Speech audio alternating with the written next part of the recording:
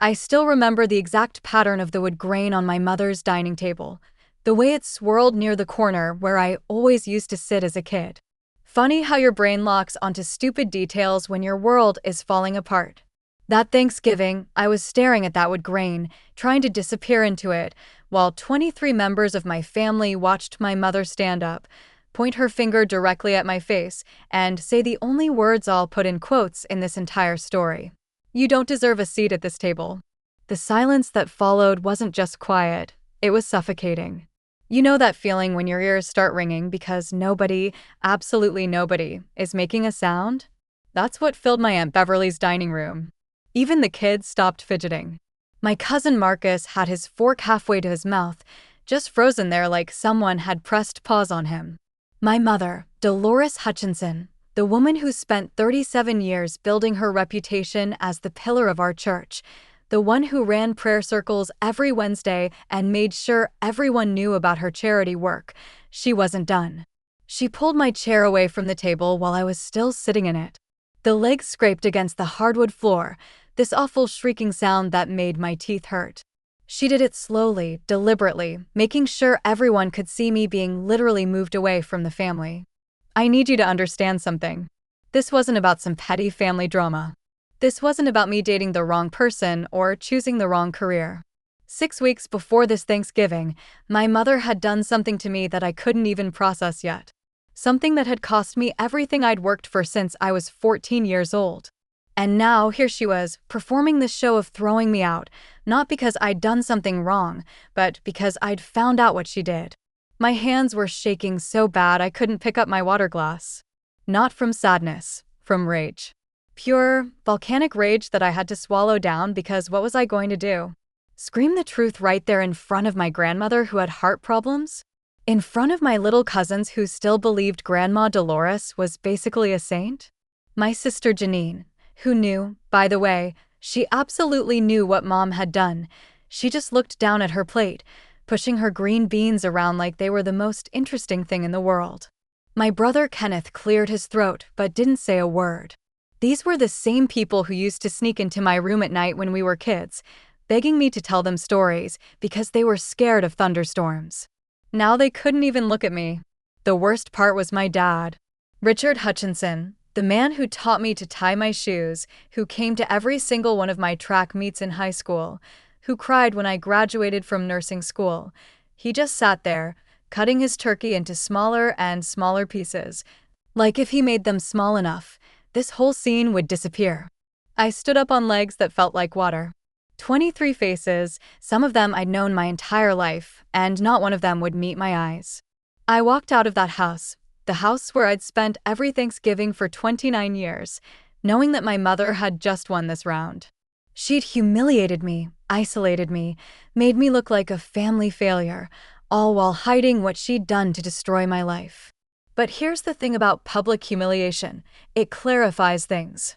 Walking to my car, my hands finally steady on the steering wheel, I made a decision. Dolores Hutchinson had taught me everything I knew about maintaining a perfect image. She just forgot that she also taught me how to destroy one. My name is Rosalind Hutchinson, Roz to everyone except my mother, who insisted on using my full name like it was some kind of weapon. At 29, I had built something I was genuinely proud of. I was the youngest charge nurse in the cardiac unit at Riverside Medical Center.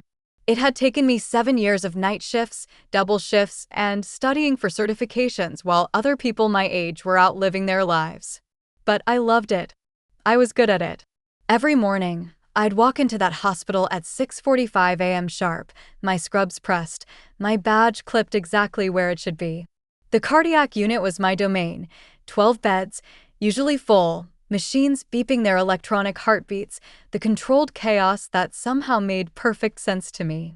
My colleagues respected me. Dr. Patel, the head cardiologist, specifically requested me for his complex cases. He'd tell the residents, "Watch how Nurse Hutchinson manages her unit. That's excellence in practice." Outside the hospital, my life was smaller, quieter. I rented a one-bedroom apartment in the Arts District, nothing fancy, but I'd made it mine. Plants on every windowsill, pothos, snake plants, things that could survive my irregular schedule. I had this routine where every Sunday morning, if I wasn't working, I'd sit at this tiny breakfast place called Margie's in the same corner booth, reading actual paper newspapers like some kind of millennial grandma. The owner, this Korean woman named Mrs. Park, would bring me coffee before I even ordered. She'd pat my shoulder and tell me I worked too hard. The thing I was most proud of, though, was my education fund. See, I'd been saving since my first paycheck to eventually get my nurse practitioner degree. Every month, $500 went into that account, no matter what. It was sitting at $38,000. I'd check the balance sometimes just to remind myself that I was building something, that I wasn't going to be stuck in the same place forever. My family saw my success differently. To them, I was showing off, being uppity, acting like I was better than them because I had a degree and a career while most of my cousins were working retail or struggling to keep jobs. My mother especially seemed to take my achievements as a personal insult. Every family gathering, she'd find a way to mention how I thought I was too good for everyone, how I never visited enough, how my priorities were all wrong because I wasn't married with kids yet.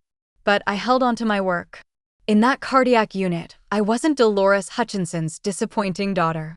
I was Nurse Hutchinson, the one you wanted on shift when things went sideways. That identity, that competence, it was the one thing nobody could take from me. Or so I thought. Before I tell you what happened next, if you're listening to this and you've ever had someone try to tear down something you built with your own hands, hit that subscribe button. Because of this story, it's for everyone who's ever been told they don't deserve what they earned.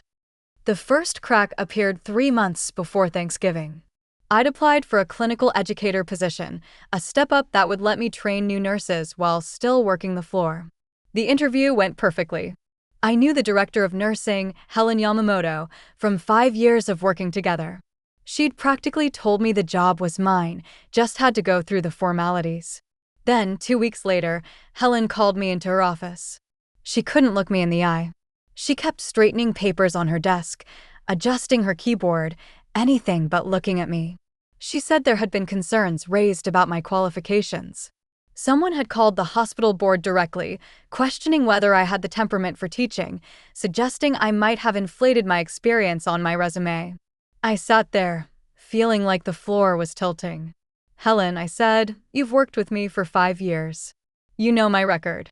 She finally looked up, and I saw something in her face. Pity, maybe. Or fear. She said the board had decided to go with an external candidate. Someone with more traditional experience. Those were her exact words, traditional experience. The second crack came a week later. My landlord, Mr. Fitzgerald, who'd been nothing but friendly for 3 years, suddenly informed me he was raising my rent by $400. When I asked why such a dramatic increase, he mumbled something about market rates and property taxes. But there was something else in his voice, the same thing I'd heard in Helen's, like someone had gotten to him. Then came the third crack, the one that should have made me see the pattern. My cousin Denise called me, crying. She said she was sorry, but she couldn't invite me to her wedding anymore. When I asked what I'd done, she just kept saying she was sorry, that it was complicated, that family was complicated. I could hear someone talking in the background, my mother's voice, low and insistent. I started paying closer attention after that. I noticed how conversations stopped when I walked into the break room at work. How my shifts were suddenly getting changed last minute, always to the worst rotations. How my annual review, which had been stellar for 5 years running, suddenly included vague concerns about my communication style. The thing about slow-motion destruction is that you feel crazy pointing it out. Each incident by itself could be explained away. Bad luck. Coincidence. Paranoia. But when you line them all up, when you see the pattern, you realize someone is pulling strings. Someone is working very hard to isolate you, to destabilize you, to make you doubt yourself. I started keeping a journal, documenting everything. Dates, times, exact words people said. I thought I was being paranoid. I thought maybe the stress was getting to me. But looking back, some part of me knew. Some instinct was screaming that this wasn't random, that someone was orchestrating my downfall. The weekend before Thanksgiving, I found out who. It was a Saturday morning, the kind where the light comes in sideways and makes everything look like a painting. I was at Margie's, in my usual booth, when Mrs. Park brought over my coffee with an envelope tucked under the saucer. Her hands were shaking slightly. She whispered, "Someone left this for you," then hurried back to the counter without her usual pat on my shoulder. Inside was a single sheet of paper with an address written on it, a storage unit facility about 20 minutes away, and a unit number. Nothing else. No signature, no explanation. But something about Mrs. Park's face, the way she wouldn't look at me when I left, made me go. The storage facility was one of those depressing places off the highway, all concrete and metal doors. Unit 447 had a combination lock. I tried my birthday first, nothing. Then, on instinct, I tried my employee ID number from the hospital. The lock popped open. Inside that 10 by 10 concrete box was my life. Or rather, evidence of my life being systematically destroyed. Boxes of documents, all labeled in my mother's precise handwriting. I stood there, my coffee cold in my hand, reading through the evidence of a campaign I couldn't have imagined. There were emails she'd written to my employer, sent from fake addresses made to look like former patients, complaining about my care. Detailed, specific enough to be believable, all sent over the course of 2 months. There were letters to my landlord suggesting I was involved in illegal activities, that he should be careful about liability. Photos of my apartment taken when I wasn't home. She'd used the spare key I'd given her for emergencies. But the worst thing, the thing that made me sit down right there on the concrete floor, was the paperwork about my education fund. Somehow she'd gained access to it. The account wasn't empty, that would have been too obvious. But she'd been slowly transferring money out, 200 here, 300 there, moving it to an account in her name. $23,000. Years of double shifts, years of missed birthdays and holidays, because I was working, years of telling myself it would be worth it. Gone. There was a sticky note on top of the bank documents in her handwriting. "You always thought you were better than us. Let's see how special you are now." I threw up in the corner of that storage unit. Actually physically sick from the realization that my own mother had spent months, maybe years, planning this. This wasn't a moment of anger or a family dispute that went too far. This was calculated, methodical destruction. The real twist was finding the rental agreement for the storage unit. It was in my name. She'd forged my signature, used my social security number. If I tried to report any of this, it would look like I'd rented the unit myself. Like I was either crazy or trying to frame her. I sat in that unit for 3 hours, reading everything. She documented her entire plan like she was proud of it. There were notes about my weaknesses. Too trusting, too focused on work to notice things disappearing, too proud to ask for help when things started falling apart. She'd studied me like I was a problem to solve, and she'd solved me. The last document in the last box was a printed email she'd sent to someone whose name was blacked out. It said, "Phase 1 is complete. She's isolated, financially damaged, and her professional reputation is in question. Thanksgiving will be Phase 2, public humiliation to ensure family support stays with me. After that, she'll have nothing left to fight with." I took photos of everything with my phone, my hands shaking so bad most of them came out blurry. Then I put everything back exactly as I'd found it. Locked the unit. Drove home. And then I did nothing. Because what do you do when you discover your mother isn't just toxic, but actually evil? What do you do when the person who gave birth to you has decided to systematically destroy you? Thanksgiving was 5 days away. I knew what was coming. I walked into that dinner knowing I was walking into an ambush, knowing she'd planned something special for an audience. I went anyway. I had to see her face when she did it. I had to know if there would be even a flicker of remorse. There wasn't. After that Thanksgiving humiliation, I drove home on autopilot. Muscle memory got me back to my apartment while my mind was somewhere else entirely, replaying every family dinner, every birthday, every time my mother had smiled at me and said she was proud. All of it felt like a lie now. Maybe it always has been. I didn't sleep for 3 days. I couldn't sleep, didn't. I sat at my kitchen table with my laptop, researching personality disorders, researching legal options, researching how someone could do this to their own child. I made charts. I printed articles. My dining room wall became a map of connections, trying to understand how deep this went, who else was involved, whether my entire family had been in on it or if they were just collateral damage in whatever war my mother was waging against me. My phone rang constantly those first 2 days. Numbers I didn't recognize. Then texts from cousins, aunts, family friends. All variations of the same theme: apologize to your mother. You embarrassed the family. She's heartbroken. She only wants what's best for you. I turned the phone off eventually, but not before seeing one text from my sister Janine. Just say you're sorry. It's easier. Easier. Like this was about easy. On the fourth night, sitting in my apartment that I could barely afford anymore, eating cereal for dinner because I'd forgotten to buy groceries, I remembered something. When I was 11, my grandmother, my father's mother, not Dolores's, had pulled me aside at Christmas. She was dying then, though we didn't know it yet. The cancer would take her 3 months later. She held my face in her hands, her fingers paper dry and surprisingly strong, and said, "Your mother is afraid of you, baby. She sees something in you she never had, and it scares her. Don't let her make you small. When the time comes, and you'll know when it comes, you fight back. You fight back smart." I'd forgotten that conversation.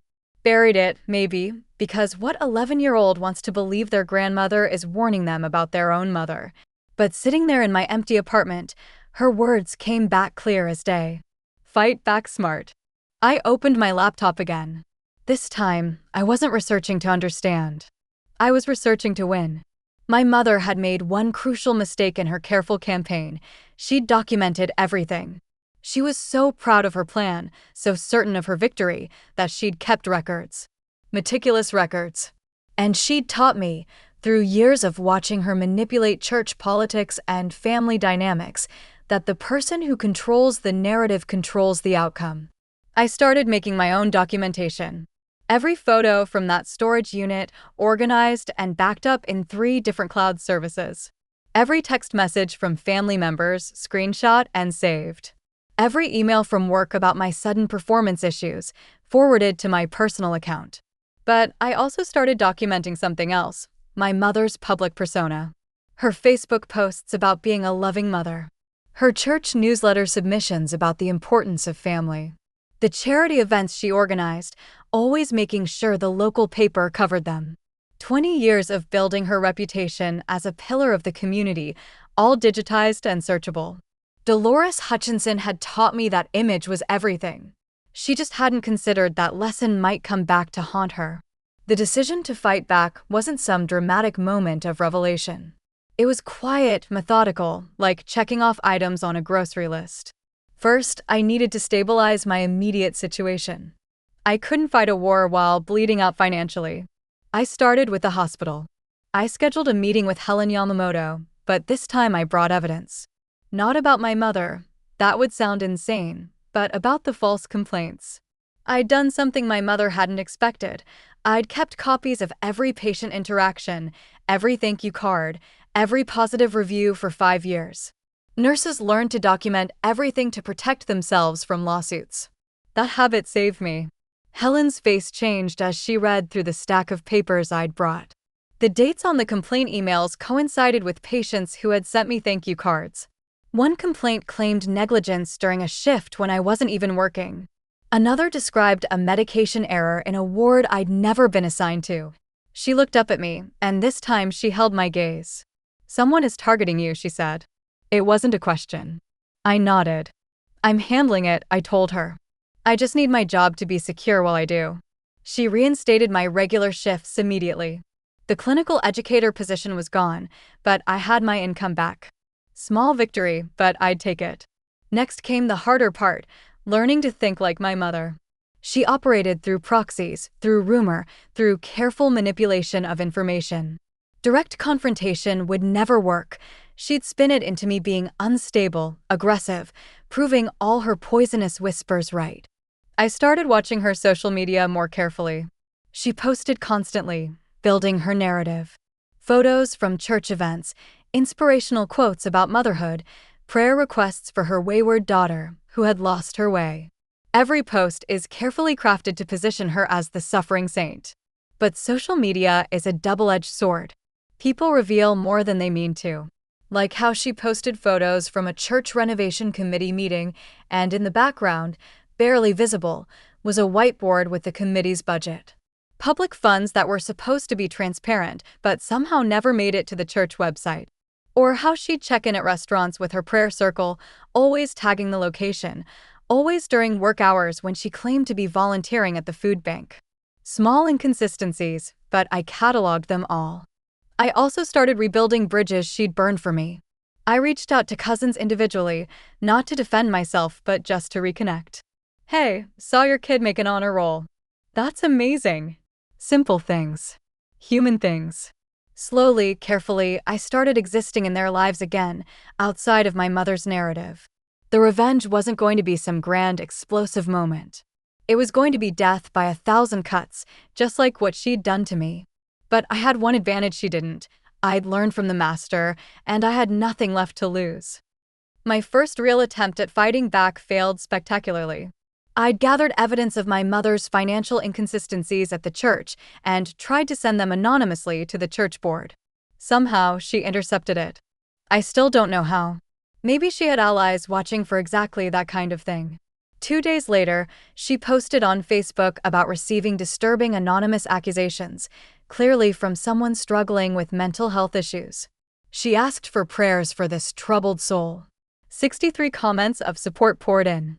My own aunt commented that some people just couldn't accept their own failures and had to blame others. I threw my laptop across the room that night.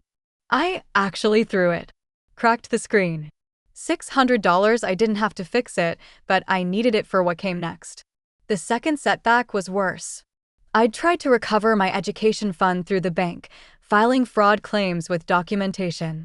But my mother was clever. Every transfer had been made from IP addresses traced to locations I'd actually been: the hospital, my apartment, even Margie's cafe. She must have used my devices when I wasn't watching, or had someone do it while I was at those places.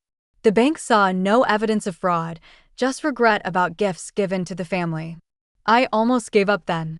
Sitting in my car outside the bank, rejection letter in my hand, I seriously considered just disappearing. Moving to another state, changing my name, starting over. But then I'd remember that storage unit, those meticulous notes about my weaknesses. She'd cataloged my tendency to run when things got hard. I wouldn't give her the satisfaction of being right. The strategy had to change. I couldn't attack her directly.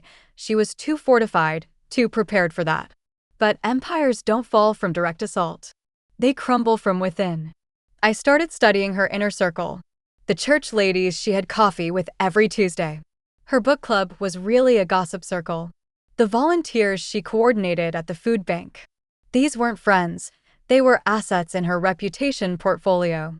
And every one of them had their own ambitions, their own resentments, their own secrets. Margaret Chin, for instance, had wanted to lead the church renovation committee for 3 years, but my mother always maneuvered to keep control. Patricia Williams's daughter had applied for the same scholarship program my mother administered, and somehow never made it past the first round despite perfect qualifications. Small grievances, but grievances nonetheless. I didn't approach any of them directly. Instead, I became helpful. I volunteered for the hospital's community outreach program, which partnered with various churches. Suddenly, I was at events my mother attended, but in a professional capacity she couldn't object to without looking petty. I was competent, friendly, and professional. Everything she'd been telling people I wasn't. People started noticing the disconnect. I overheard Margaret Chin whisper to Patricia Williams at one event, "She seems perfectly normal to me."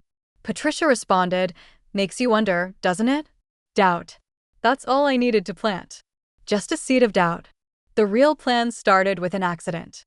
I was going through the photos from the storage unit for the 100th time when I noticed something in the background of one document, a receipt my mother had accidentally photographed along with her notes. It was from an office supply store for a very specific type of printer paper, the kind used for official church letterhead.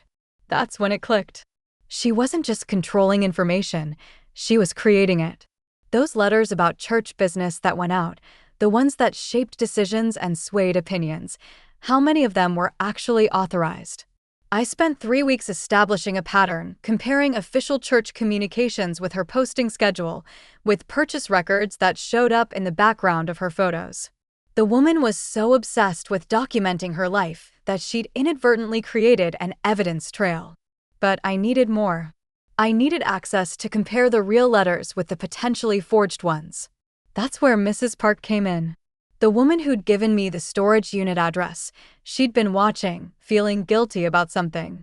When I finally asked her directly, she broke down. My mother had threatened her son's immigration status if she didn't report on my movements, my conversations, who I met with. But she'd kept copies of everything my mother had asked her to do. The network of manipulation was bigger than I'd imagined. My mother had leverage on dozens of people, little pressure points she'd collected over years.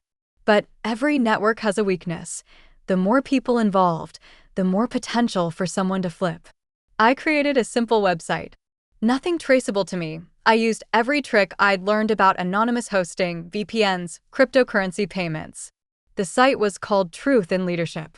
It started publishing documents. Not accusations, just documents. Church financial records that should have been public but weren't. Meeting minutes that contradicted official statements. Emails that showed decisions being made before the committees that were supposed to make them had even met. I didn't target my mother directly. I just made transparency a sudden issue in every organization she was part of. The church board suddenly had members asking why certain budget items didn't match public records. The charity she ran started getting questions about grant distributions. She tried to find the source, of course. Posted about cyber attacks on godly organizations, about the devil working through technology. But the beautiful thing about the truth is that once it's out there, it doesn't matter where it came from. People start looking closer. They start asking questions. The first crack in her armor came when Margaret Chin was elected to co-chair the renovation committee. My mother couldn't object without seeming controlling. The second crack came when the church's main donor, an elderly man named Thomas Brennan, asked for a full audit of the charity programs. Again, she couldn't object without raising suspicions. But the real execution, the thing that would bring everything crashing down, started with a single email I sent from an anonymous account to a reporter at the local paper. A reporter who'd been investigating nonprofit fraud for years. The email contained just one question. Why does the Hutchinson Family Foundation, a charity that raises $200,000 annually, only distribute $30,000 in aid? The reporter started digging. And once reporters start digging, they don't stop until they hit bottom. The reporter's name was James Sung, and he was thorough in a way that only someone who'd been stuck covering small-town politics for a decade could be. He didn't just investigate the foundation, he started mapping connections. Every board member, every donor, every recipient of aid. He submitted Freedom of Information requests. He attended public meetings. He was polite, professional, and absolutely relentless. My mother tried to get ahead of it. She called an emergency meeting of her various boards and committees, spinning a story about a targeted harassment campaign. But here's the thing about paranoia. When you accuse everyone of being out to get you, people start wondering why everyone would be out to get you. The investigation might have stayed small, local, manageable, if my mother hadn't made one crucial error. She panicked and tried to move money. Specifically, she tried to move $70,000 from the foundation to a personal account, planning to move it back later after the heat died down. But James Sung had a source at the bank, someone my mother had stepped on years ago, who screenshot the transaction. The story broke on a Tuesday morning. Not the local paper. James had sold it to the state wire. Local charity leader under investigation for financial irregularities. The article was careful, factual, but damning. It included copies of deposit slips, board meeting minutes that didn't match actual decisions, and a particularly devastating graph showing money in versus money out over 5 years. My mother's response was to call a press conference at the church. She stood at the podium in her best suit, the one she wore for Easter services, and delivered a performance that should have won an Oscar. She cried about persecution. She talked about jealousy and devil's work. She had her supporters lined up behind her, a visual wall of community backing. But I'd prepared for this too. The night before her press conference, Truth in Leadership published its final document dump. Not just about the foundation, about everything. Every forged letter, every manipulated meeting minute, every threat she'd made to control people. Mrs. Park's testimony.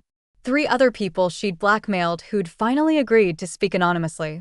And the crown jewel, a recorded phone call where she explicitly discussed destroying my career because I'd threatened her control. I hadn't recorded it.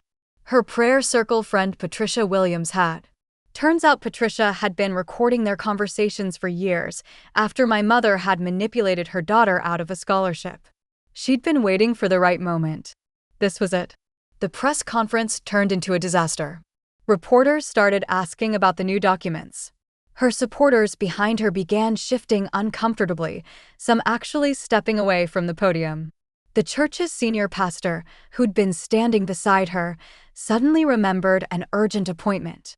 But the real revenge, the moment that made everything worth it, came 48 hours later.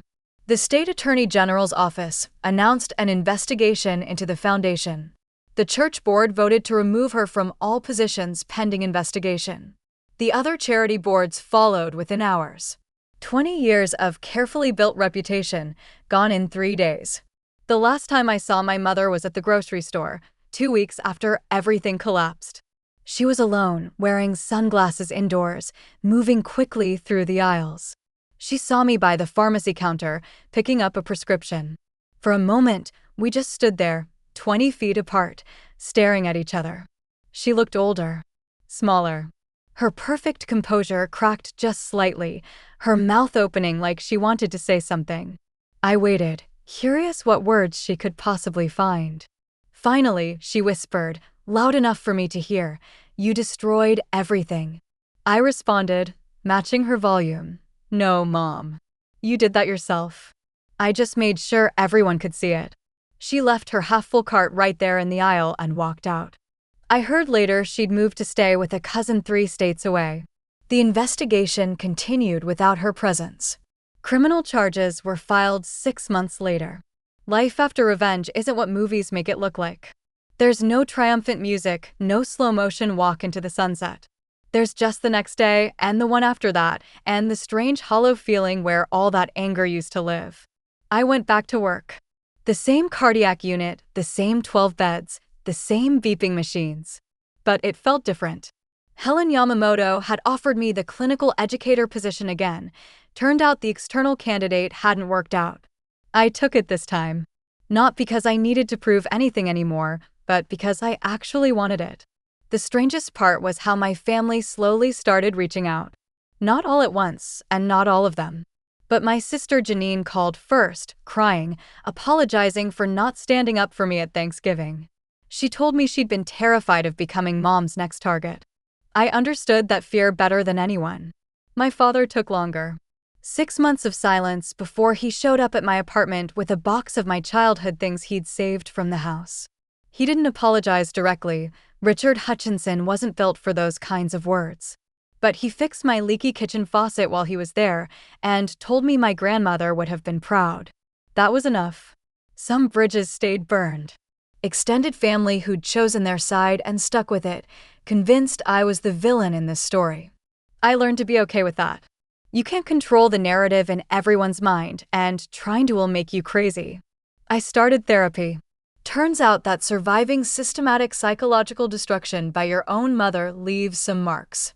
My therapist, Dr. Rivera, specialized in trauma from family abuse. She told me something in our 3rd session that stuck. Revenge might have been necessary for your survival, but healing is necessary for your life. The money from my education fund never came back.